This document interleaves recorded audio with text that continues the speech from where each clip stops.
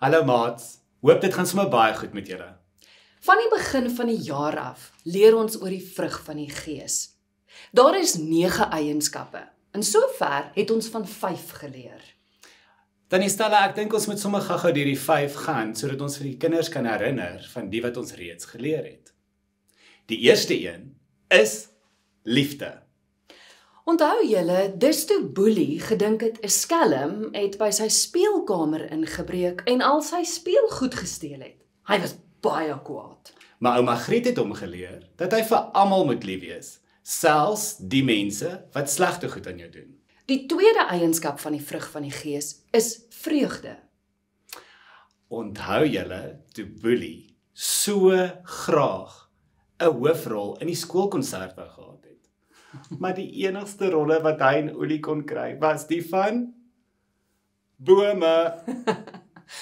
Oelie het vir Boelie geleer dat die klein en onbelangrike dinge in die lewe, dat jy selfs dit met vreugde moet doen.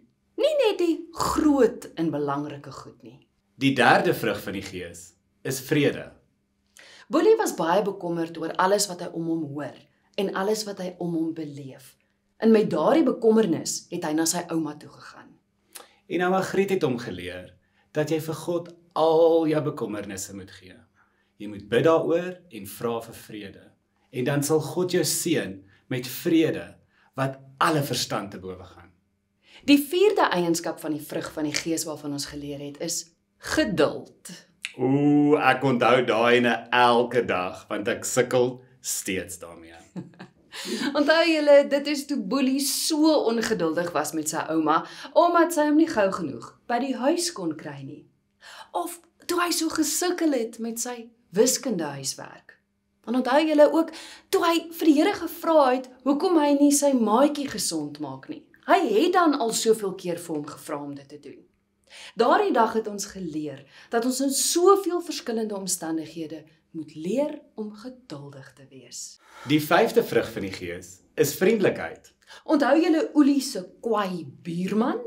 Ek onthou, selfs ek was vir hom bang. Maar Oelie het nie moed opgegee nie. Hy het vriendelik gebly, selfs al het die buurman die deur in sy gesig toegeslaan. Daarna het hy vir hom 'n melktert gevat. Dit bring ons by vandag se eienskap van die vrug van die Gees. Die 6de een. En dit is goedhartigheid. Nou, ons het baie lank gedink oor hoe om vir julle te verduidelik wat goedhartigheid is. Want as jy mooi daaraan dink, dit wat Oelie vir sy buurman gedoen het, is eintlik ook goedhartigheid. Oelie het 'n goeie hart. Maar toe dink ons, die beste manier om goedhartigheid te verduidelik, kom uit die Bybel. Dit is die storie van die barmhartige Samaritaan. Dit is 'n storie wat Jesus vertel het vir die skare, om ook vir hulle te verduidelik wie jou naaste is. Ons het vir Oelie gevra om die storie vir ons te lees. Maar Boelie het besluit, hy wil. Ai, Boelie. Kom ons gaan luister, maats. Die goeie Samaritaan. Jesus het vir hom gesê, 'n man het van Jerusalem na Jerigo geloop. Op daardie pad het manne hom aangeval. Wat? Hulle het sy klere uitgetrek en hom geslaan en sy goed gesteel. Dit maak my kwaad. Toe hardloop hulle weg en los hom net daar. Ja. Hy was amper dood. Daai toe 'n priester is mos soos 'n dominee, né, Oelie? Ja. Hy gaan hom verseker help. Definitief. Daai toe 'n priester op dieselfde pad geloop. Dankie, tog. Toe hy die man sien, ek glo dit nie, het hy verbygeloop. Wat? Op die ander kant van die pad. So hy het hom nie gehelp nie. Nee. 'n leviet het ook...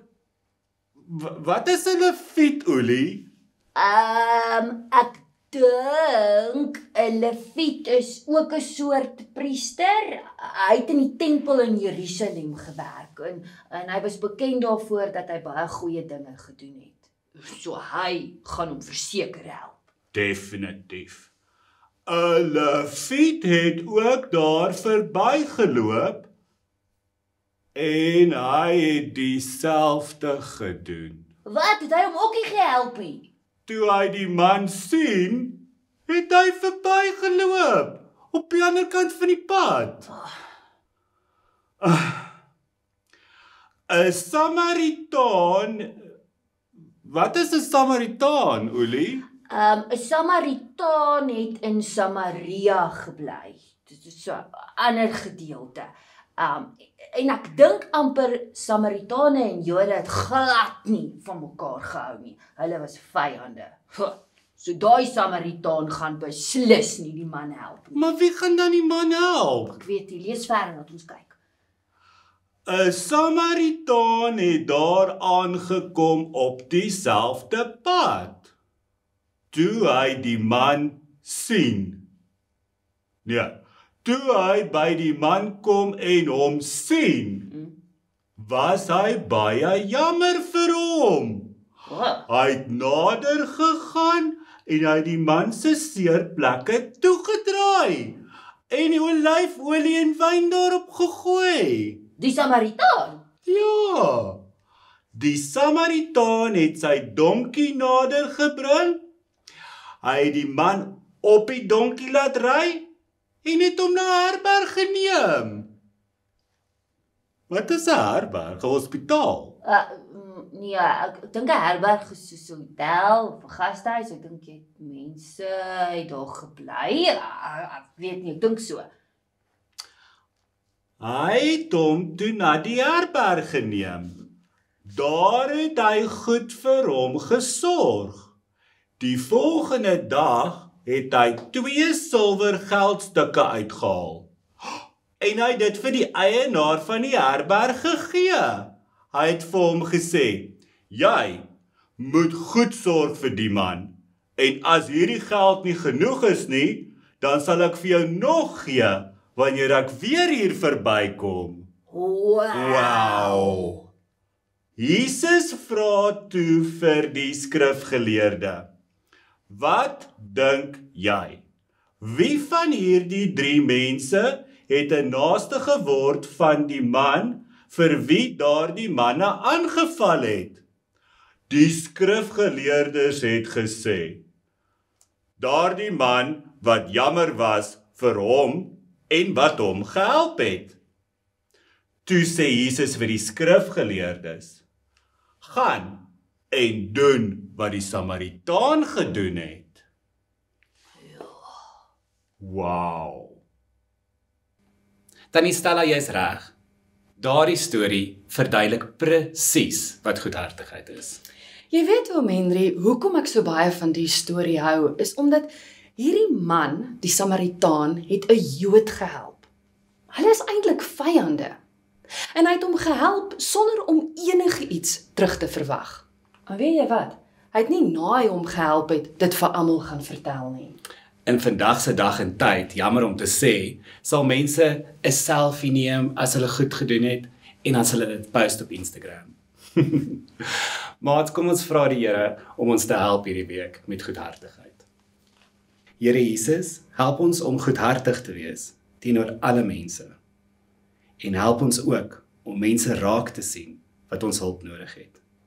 Ons is baie lief vir U. Amen. Tata maats. Tata julle, mooi week.